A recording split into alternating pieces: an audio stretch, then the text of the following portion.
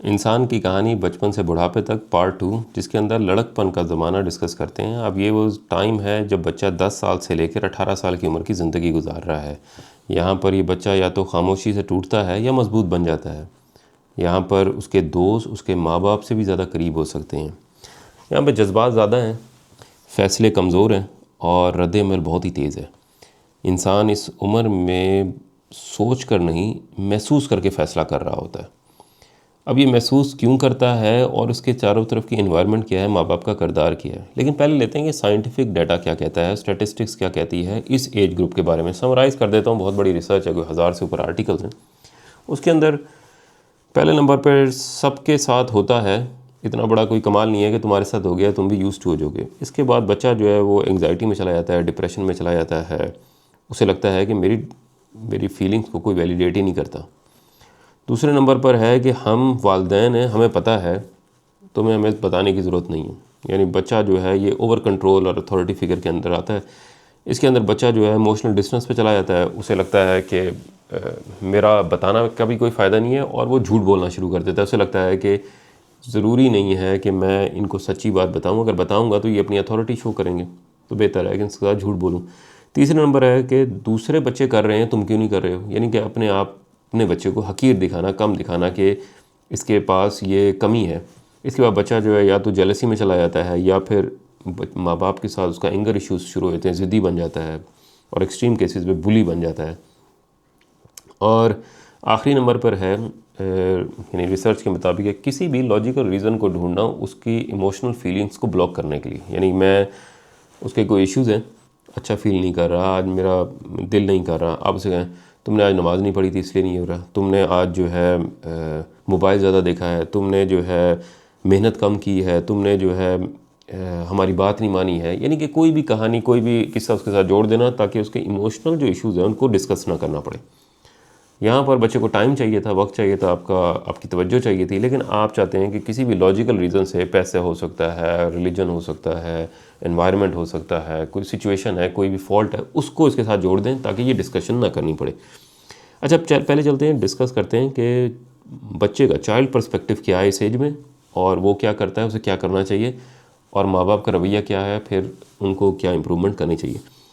जो बच्चा इस एज में है या तो वो बागी बन जाता है, खामोश हो जाता है, या एंग्जाइटी डिप्रेशन में चला जाएगा। यानी एक कॉन्फिडेंस वाली, एक बाएतमाद ज़िंदगी गुजारने के लिए उसे क्या चाहिए। यानी वो हमेशा सोच रहा होगा मैं कौन हूँ इस एज में, मेरे वालिदैन मुझे समझते क्यों नहीं है, सच क्या है, झूठ क्या है, मज़हब क्या है, मोरालिटी क्या चीज़ होती है। यानी उसके लिए ये सारी चीज़ें भी कन्फ्यूजन है। वो अपने माँ बाप को सिर्फ देख रहा है, सीख रहा है। बहुत सारी चीज़ें हैं जो उसने लिखी भी कहीं देखी हैं और एक्शन से उसने देखा है कि ये कॉन्फ्लिक्ट करती हैं। यानी कहते हैं तो कोई और हैं लेकिन करते कुछ और हैं, मज़हब कुछ और कह रहा है, लोग कुछ और कर रहे हैं, सोसाइटी के अंदर रूल्स कुछ और हैं लेकिन लोगों का रवैया बिल्कुल मुख्तलिफ है। तो उसे अंदाज़ा होता है कि जो बोल रहे हैं, जो कर रहे हैं, उसमें बहुत फ़र्क है। अब वो इस ऑब्जर्वेशन के साथ इस एज ग्रुप में आया है जहाँ पर ये अपनी शख्सियत मुकम्मल तौर पर बनाएगा, यानी तैयार हो जाएगा इस जालिम दुनिया के लिए। उन्होंने हमेशा ही ना कहना, यानी माँ बाप से अब मैं पूछूंगा तो उन्होंने हमेशा मना कर देना, या उन्हें पता नहीं होगा, या मेरी बात को किसी ना किसी तरह से वो अवॉइड करेंगे, इसलिए पूछने की ज़रूरत नहीं। अब यहाँ पर इस एज में बच्चे को क्या करना चाहिए। पहले बच्चे समझ लें कि आपने इस एज ग्रुप के अंदर ये कन्फ्यूजन हर किसी के साथ होंगी, ज़रूर होंगी, ये क्योंकि सीखने का टाइम है। आपने अपनी एक्टिविटीज़ को नहीं छोड़ना। यानी कि कोई भी शौक़ हो सकता है जो आपको लुत्फ़ देता है, मज़ा देता है, उसको नहीं छोड़ना। इसके अंदर कोई कलरिंग कर रहा है, कोई पेंटिंग कर रहा है, किसी को बाहर दोस्तों के साथ जाना पसंद है, साइकिल चलाना पसंद है, स्विमिंग करना पसंद है, कोई भी ऐसी एक्टिविटी जिसमें नशा नहीं है वो आप करते रहें। उसके अंदर अगर आपको पैसे चाहिए, माँ बाप से पैसे भी लें, उसके अंदर अपने आप को प्रोफेशनल या बेहतर करने की कोशिश करें। उसके अंदर आप कलर अच्छे ख़रीद लें, स्विमिंग के कपड़े अच्छे ख़रीद लें, किसी अच्छी जगह कोर्सेज़ ले लें। लेकिन इस टाइम पर आपने ये नहीं छोड़ना। आपको अंदाज़ा होगा कि अगले 20 साल के बाद कि ये जो लम्हा है जिसके अंदर ख़ास तौर पे 12, 13, 14 साल के दरमियान इन एक्टिविटीज़ में आपने जो इन्वेस्टमेंट की है वो आपको ज़िंदगी के 20-30 साल के बाद आपको उस डार्क कॉर्नर से, एंग्जाइटी से, डिप्रेशन से बचाएगी। यानी बचाता है कौन है, आपका ये शौक़ है, उसके अलावा आपका जो रिलेशनशिप है वो है, और आपके जो नेचर या मज़हब है। यानी ये 2-3 चीज़ें हैं जो आपको बाहर निकालती हैं। लेकिन इसमें जो खुद आप अपने आप को मोटिवेट कर सकते हैं वो इस एक्टिविटी से कर सकते हैं। तो पहले नंबर पे एक्टिविटी नहीं छोड़नी। दूसरे नंबर पर अपने आप को किसी भी नॉन डिसिप्लिन लाइफ में नहीं गुजारना। यानी आपका जो दिमाग है अभी बहुत ज़्यादा एक्टिव है, यानी कि उसको हर तरह की इन्फॉर्मेशन चाहिए। अगर आप उसको बिज़ी नहीं करेंगे वो आपको बिज़ी कर लेगा। यानी कि उसके लिए सिर्फ मौका चाहिए, एक फ्री टाइम चाहिए जिसके अंदर वो कोई भी एक्टिविटी जो उसको फ्री टाइम में मिलेगी वो उसके साथ इन्वॉल्व हो जाएगा, चाहे वो अच्छी हो या बुरी हो। डिसिप्लिन क्या है? आपके कमरे की सफाई है, आपके बैग की ऑर्गेनाइजेशन है, आपकी होमवर्क्स हैं, आपकी एक्टिविटीज़ हैं, बाहर जाना है, खेलना है, माँ बाप से मिलना है, या आपने मोबाइल या कोई इलेक्ट्रॉनिक चीज़ यूज़ करनी है। यानी इसके लिए टाइम डिफ़ाइन कर लेंगे, मैंने 1 घंटा आधा घंटा यूज़ करना है। कोई कैलेंडर ले लें, कोई इसका एप्लीकेशन ले लें, लेकिन हर दिन के एक डिफ़ाइन टाइम रखें ताकि आपके दिमाग को पता हो कि मैंने क्या क्या करना है। और उसको प्रिडिक्टेबिलिटी पसंद है, उसको पसंद है कि आप किस टाइम में क्या करते हैं। इससे आपकी ज़िंदगी के अंदर एक रिदम भी होगा और आपको पता है कि क्या चीज़ कब करनी है। और जब आपकी फीलिंग अच्छी नहीं होगी तो आपको पता होगा कि क्या चीज़ यार आज मैंने मिस कर दिया, इसको करूँगा तो मेरी ये जो डे की टाइम लाइन है वो मुकम्मल होगी। डिसिप्लिन जो है वो ज़रूरी है। इसमें नमाज़ पढ़ते हैं आप, नेचर के साथ अटैचमेंट है, यानी कि तमाम चीज़ें आपको डिसिप्लिन सिखा रही होती हैं। इसके बाद आ जाए, ये मुश्किल बात है क्योंकि यहाँ पर आपके जो दोस्त हैं वो आपको लगेगा कि माँ बाप से भी ज़्यादा करीब हो गए, क्योंकि वो आपकी डिसीजंस को वैलिडेट करते हैं, आपके ओपिनियन को वैलिडेट करते हैं, वो आपको ज़्यादा देर सुनते हैं। उसके साथ लोग जो हैं गलत सोहबत में भी लग जाते हैं। यानी कि आप नशा करना शुरू हो सकते हैं क्योंकि आपको लगता है कि आपको 4-5 लोगों का ग्रुप है, अगर ये सारे लोग सिगरेट पी रहे हैं, अगर मैं नहीं पीऊँगा मैं इनसे बाहर हो जाऊँगा। तो मैं आपको बता दूं कि मैं ज़िंदगी भर के अंदर ये सारी चीज़ें सुनता आया। मैं कॉलेज में था तो अगर आप सिगरेट नहीं पिएंगे तो ये दोस्तों से अलग हो जाएंगे। यूनिवर्सिटी में आया, शराब नहीं पिएंगे, सिगरेट नहीं पिएंगे, तो आपका जो ग्रुप है उससे आप अलग हो जाएंगे। यानी आपकी कोई एक्टिविटी नहीं है, अगर वो बात कर रहे हैं आप अजीब से बीच में बैठे होंगे। इसी तरह चलता रहा। मैंने कहा नहीं, मैंने नहीं पीनी। फिर जब मैं यूरोप आ गया तो यहाँ हर कोई शराब पीता था, तो उन्होंने कहा अगर आप शराब नहीं पिएंगे तो इनके दोस्त नहीं होंगे। तो यहाँ पर भी अपने आप को रोक लिया। इसके बाद जब प्रोफेशनल लाइफ में आया तो उन्होंने कहा कि अगर आप शराब नहीं पीते, ये जो शैम्पेन है, इस तरह की वाइन नहीं पीते, तो आप जो है ज़िंदगी के अंदर प्रोग्रेस नहीं कर सकते। लोग आपको कैसे तरक्की देंगे, उन्हें लगेगा कि आप मुख्तलिफ हैं उनसे, हमारे साथ आप सेलिब्रेट नहीं कर सकते। तो आज इतने बड़ी ये टाइम लाइन आपको बता रहा हूँ, इन तमाम के अंदर ये तमाम चीज़ें मैंने नहीं की। उसके बाद भी बहुत अच्छे दोस्त रहे, बहुत अच्छे कोलीग्स रहे, और ज़िंदगी के अंदर जिन पोजीशंस पे मैं पहुंच सकता था या मेरी किस्मत में थी मैं वहाँ पहुंचा। ऐसा नहीं था कि अगर मैं किसी नशे आवर चीज़ का या किसी भी तरह के सोर्सेज का इस्तेमाल करता तो हो सकता है कि पोजीशन कुछ और होती। लेकिन आज जिस जगह पर हूँ, नशे के बगैर उस जगह पर पहुँचना मेरे लिए एक बहुत बड़ी फीलिंग है, कामयाबी है। तो अपने आप को इस चीज़ से दूर रखना है कि ये नशे वाली चीज़ें, आपके पास पैसे भी हो सकते हैं लेकिन कोई भी एडिक्शन आपने नहीं करनी। इससे आपका जो दिमाग है, आपकी प्रोसेसिंग है वो स्लो हो जाएगी। आप जो है एक लिमिटेड फ्रेम में सोचेंगे कि पैसे मिलेंगे या नशा करूं, ये दोस्त हैं, और आपकी सोच भी वैसी रहेगी। लेकिन ये आपका डेवलपमेंट का टाइम है जिसके अंदर अगर आपने इसको इस तरह की किसी चीज़ में इन्वॉल्व कर लिया, आपकी पूरी ज़िंदगी अगले 20-30 साल की प्रोग्रेस वैसी हो ही नहीं सकती जो बगैर नशे वाले की है। तो यहाँ पर कोशिश कर लें, मज़हब का सहारा ले लें, रिलेशनशिप का सहारा ले लें, और सेल्फ डेवलपमेंट का सहारा ले लें कि ऐसा कैसे हो सकता है कि एक चीज़ आपकी पर्सनैलिटी पे इतनी हावी हो जाए, इतनी भारी हो जाए कि आप उसको रोक ही नहीं सकते, और आपके लिए सिगरेट पीना या कोई नशा करना बहुत ज़रूरी हो जाए। तो अपनी ज़िंदगी में प्रायोरिटी बना लें कि ज़रूरी क्या चीज़ है। मैं समझता हूँ कि प्रायोरिटी में आपके पास मज़हब और आपकी फैमिली होनी चाहिए इस एज ग्रुप में। उसके बाद जो इतनी भी बाकी चीज़ें हैं वो तमाम नीचे सेटल हो सकती हैं।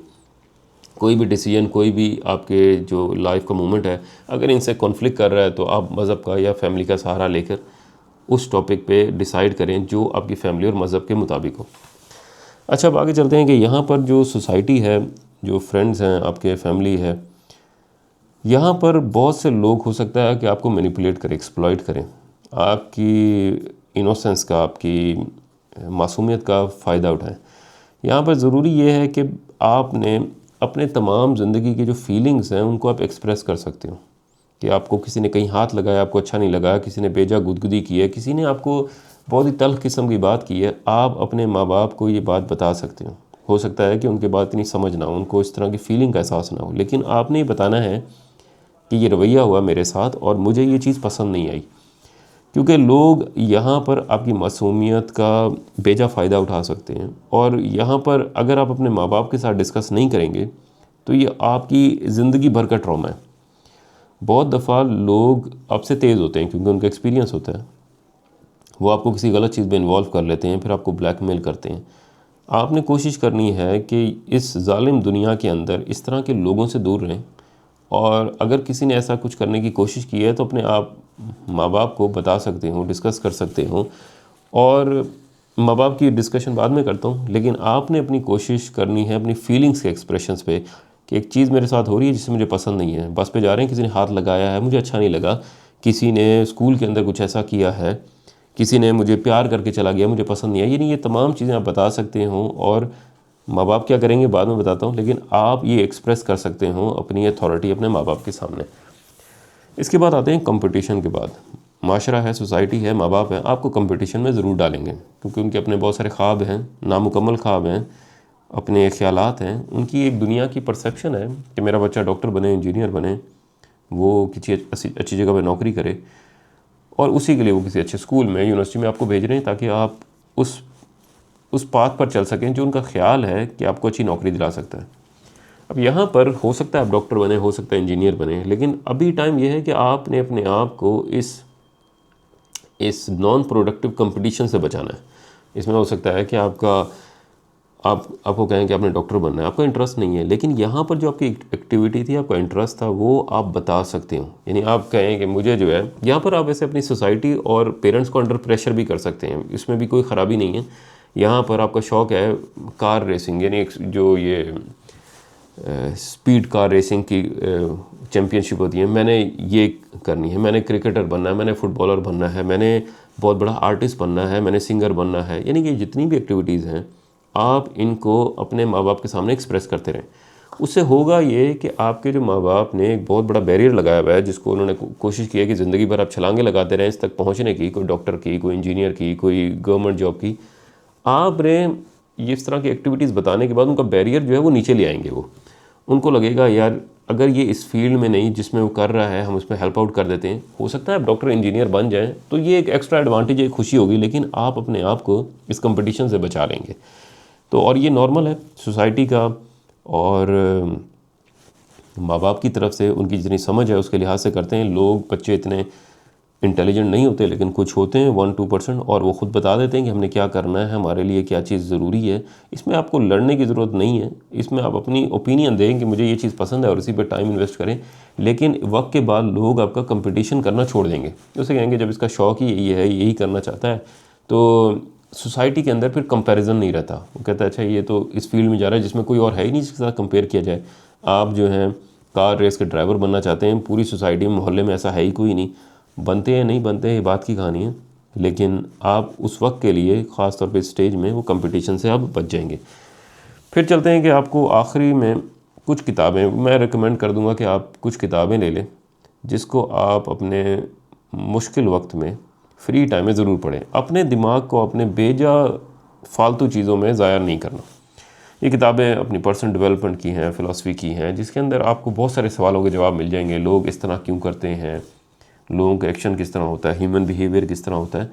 ये वो किताबें हैं जिसके अंदर आप बड़ी आसानी से इस एज में पढ़ सकते हैं अपनी ज़बान के अंदर, और अपने आप को, अपने दिमाग को किसी फजूल एक्टिविटी से बचा सकते हैं। तो वो रिकमेंडेड करके मैं आपको लिस्ट नीचे भेज दूँगा। अब आते हैं वालिदैन की तरफ, क्योंकि जो सबसे बड़ी इस एज ग्रुप के अंदर जो नुकसान करता है वो असल में वालिदैन करते हैं। बहुत सारी चीज़ों का उनको पता नहीं होता, और बहुत सारी चीज़ों को वो समझते हैं कि हम बेहतर कर रहे हैं, लेकिन हकीकत में वो नुकसान हो रहा होता है बच्चे का। यानी बहुत छोटी छोटी सी बातें हैं जो ज़िंदगी भर बच्चों के साथ चलती हैं।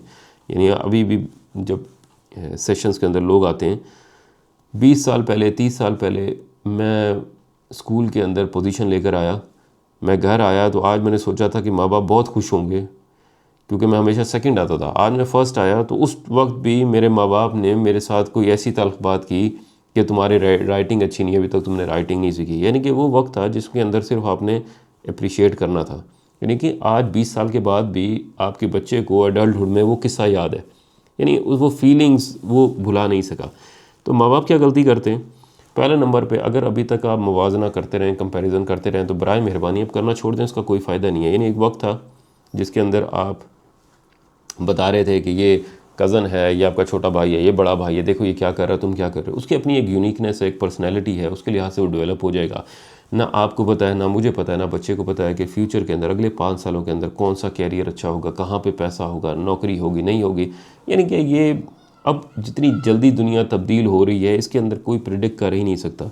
तो उसको एक सेल्फ़ कॉन्फिडेंस के साथ अपनी ज़िंदगी गुजारने दें, और बाद में जितने भी ऑप्शंस आएंगे उसके अंदर एक इमोशनली तौर पर स्ट्रॉन्ग अडल्ट ज़िंदगी को अच्छा मैनेज कर सकता है, बजाय इसके कि जिसके साथ आपने बहुत सारी एजुकेशन डिग्रियां और कंपटीशन में टॉप कराया हो और बाद में वो इमोशनली तौर पर स्ट्रॉन्ग ना हो। दूसरे नंबर पर उसको हकीर दिखाना ख़त्म कर दें कि तुम सबसे गंदा काम करते हो, तुम्हारी पढ़ाई भी अच्छी नहीं है, तुम्हारा खेल भी अच्छा नहीं है, और उसके साथ में अपनी स्ट्रगल्स गिनवाना ख़त्म कर दें कि हमारे ज़माने में हमने पढ़ाई कैसे की थी, कितनी मेहनत की है, हम पैसे कहाँ से ला रहे हैं। ये तमाम चीज़ें हैं जो आपकी रिस्पॉन्सिबिलिटी है बच्चों को प्रोवाइड करना। उसके लिए बार बार जाना जताना कि हर कोई आपके लिए तालियां बजाए, ऐसा नहीं होता। आपके बच्चे हैं, आपने उनके लिए अच्छा सोचें और उनके लिए जो आप कर सकते हैं आप कर रहे हैं। उसके बाद हर दिन उनको जताना कि मैं माँ हूँ, मैं बाप हूँ, हमने तुम्हारे लिए क्या कुछ किया, इसका कोई फ़ायदा नहीं होता। और इसको कभी भी ख़ास 1 या 2 साल हो सकता है कि वो इसको टॉलरेट करें, उसके बाद टॉलरेट करना भी ख़त्म कर देंगे। तीसरे नंबर पे आ जाएं जो बहुत बड़ा अलमिया है हमारी सोसाइटी का, कि उनके जितने भी काम हैं अब ये इस एज ग्रुप के अंदर 10 साल के ऊपर, उन्होंने अपना बैग बंद करना है, अपना बेड बनाना है, अपने कपड़े इस्त्री करने, ये सारे काम खाना खाना ही खुद करने। आप सिर्फ बताने का काम रह गया, अपने बता लें, खाना सामने रख लें, अगर खाते हैं ठीक, नहीं खाते अब वो वक्त ख़त्म हो गया है कि आपने उनको चम्मच से खिलाना है। अभी भी मैं पाकिस्तान में देखता हूँ चम्मच से उसकी नानी या उसकी माँ उनको खाना खिला रही हैं। 10-11 साल के बच्चे हैं, कपड़े सुबह इस्त्री करके दे रहे हैं, बैग बना के दे रहे हैं, लंच बॉक्स सारी चीज़ें पहले से बना के रख रहे हैं, जूते तक पॉलिश करके दे रहे हैं। यानी ये वो तमाम चीज़ें हैं जो इस एज ग्रुप के लिए नहीं है। आप उनको डिपेंडेंट बना रहे हैं, और जब अगले ग्रुप में वो जाएंगे तो उसके लिए रेडी नहीं है दुनिया के लिए। यानी वो अभी भी केयर का एक्सपेक्टेशन रखेंगे कि मेरी बीवी होगी, मेरा मियाँ होगा जो मेरे लिए काम करेगा। यानी मैं ये काम नहीं कर सकती या कर सकता। उसके बाद एक और इशू है, वो है कि आप बेजा उनको चीज़ों से डराते हैं। यानी तुमने माँ की लड़ाई हुई है किसी बात पर, तुम सुबह उठोगे तो मैं घर पर नहीं होगी, फिर तुम्हें अंदाज़ा होगा। अब बच्चा पूरी रात यही सोचता रहता है मैं सुबह उठूँगा तो माँ जो है घर छोड़ के चली जाएगी। बाप कहता है कि मैं तुम्हें बोर्डिंग स्कूल डाल दूँगा, वहाँ जाके तुम्हारे पर जुल्म होगा, फिर तुम्हें पढ़ाई होगी। इसी तरह तुम्हें आज रात खाना नहीं मिलेगा तो फिर तुम्हें पता चलेगा। यानी कि जितने भी डराने वाली बातें हैं ये किसी भी स्टेज में ठीक नहीं है, लेकिन इस स्टेज के अंदर इसका इम्पैक्ट सबसे ज़्यादा है। यानी कि यहाँ पर आकर उसकी एक इमोशनल ग्रूमिंग है, यानी कि वो आपकी बातों को लॉजिक के साथ समझ सकता है या समझ सकती है। यानी उसके लिए ये बातें जो है खाली एक छुपा हुआ एक बेड के नीचे वाला भूत नहीं है, कोई डर नहीं है, यानी कि एक एग्जिस्ट करता है। यानी उसे लगता है कि ये लॉजिक हो सकती है इस तरह। तो आपने इस तरह के डर जो है नहीं देने। उसके बाद इस स्टेज के अंदर आपने रिश्तेदारों पर ख़ास तौर पे नज़र रखनी है, उसकी बाउंड्रीज बनानी है। रिश्तेदार क्या कह सकते हैं, कर सकते हैं। रिश्तेदार दोस्त भी हो सकते हैं आपके, और बहुत करीबी लोग भी हो सकते हैं, मैनिपुलेटर होते हैं काफ़ी दफ़ा, और ऐसी ऐसी बातें कह जाते हैं जो इनकी ज़िंदगी में सारी ज़िंदगी साथ चलती हैं। जिस तरह आपकी बच्ची है, किसी के घर जाती है अपने रिश्तेदारों के अंदर, वहाँ जाके रिश्तेदार जो है उसको कहती है तुम्हारी माँ जब इस उम्र में थी तो उसका एक और लड़का दोस्त था। यानी कि ये बात जो है अब उसके साथ पूरी ज़िंदगी रहेगी। यानी कि आपने उसकी मदर का रिलेशन भी ख़राब किया, उसका इमेज भी ख़राब किया, एक डाउट भी दिया उसकी पर्सनैलिटी के बारे में, और वो बात बताई जो उसको नहीं पता थी। यानी ये जो मैनिपुलेटर्स हैं, ये जो ज़िंदगी के अंदर इन्फॉर्मेशन हो सकता है मज़ाहिया से उनके लिए बात की हो, लेकिन बच्चे की ज़िंदगी में इन बातों का बहुत असर है। तो आपने बहुत ख्याल रखना है कि कौन से बच्चे ऐसे करते हैं। फिर खाने के अंदर जब किसी को खाना देते हैं तो उसके अंदर ऐसा तो नहीं है कि वहाँ पर प्रॉपर डिवीज़न ना करते हो, किसी को ज़्यादा दे रहे हैं, किसी को कम दे रहे हैं, खूबसूरती की बुनियाद पर, कद की बुनियाद पर, या आपके रिलेशनशिप की बुनियाद पर। यानी कहीं पर भी आप इस तरह का तासुब देखते हैं, आपको लगता है कि लोग करते हो, उन रिलेशनशिप से आपने अवॉइड करना है, अपने बच्चे को महफूज रखना है। बाकी रह गई जो नशा है, बुरी सोबत है, इस पर आपने कंट्रोल रखना है कि बच्चे किन के साथ मिल रहे हैं, किससे मिल रहे हैं। यानी यहाँ पर आप के पास इतना शायद टाइम ना हो कि वो किस तरह अपनी लाइफ गुजार रहे हैं, स्कूल में बहुत ज़्यादा टाइम गुजारते हैं, लेकिन उनकी बातों से आपको अंदाज़ा हो जाएगा कि उनका हल्का अहबाब क्या है, किन लोगों से वो मिल रहे हैं, किस तरह की बातें कर रहे हैं। यानी कि एक बच्चा घर पे आता है, बता रहा है आपको कि पैदाइश का प्रोसेस किस तरह होता है, इसका मतलब है कि कहीं से वो चीज़ें सीख रहा है। 10 साल का बच्चा अगर ये बता रहा है कहीं से सीख रहा है, तो आपने उसकी एक्सप्लेनेशन या तो ख़ुद करनी है या फिर अपने स्कूल में उन दोस्तों को देखना है कि कौन इसके साथ ये रिलेशनशिप रख रहा है, इस तरह का ताल्लुक़ है। अच्छा, इसमें जो लड़कियाँ होती हैं वो ज़्यादा जल्दी मैच्योर हो जाती हैं, लड़कों के पास मैच्योरिटी थोड़ी देर से आती है। तो ख़ास तौर पे ये जो 12, 13, 14 साल की लड़कियां हैं, इस पे आपने ख़ास तवज्जो देनी है कि कोई इनको मैनिपुलेट तो नहीं कर रहा, इनको इन्फ्लुएंस करना आसान होता है, इनके हार्मोनल चेंजेस हो रहे होते हैं।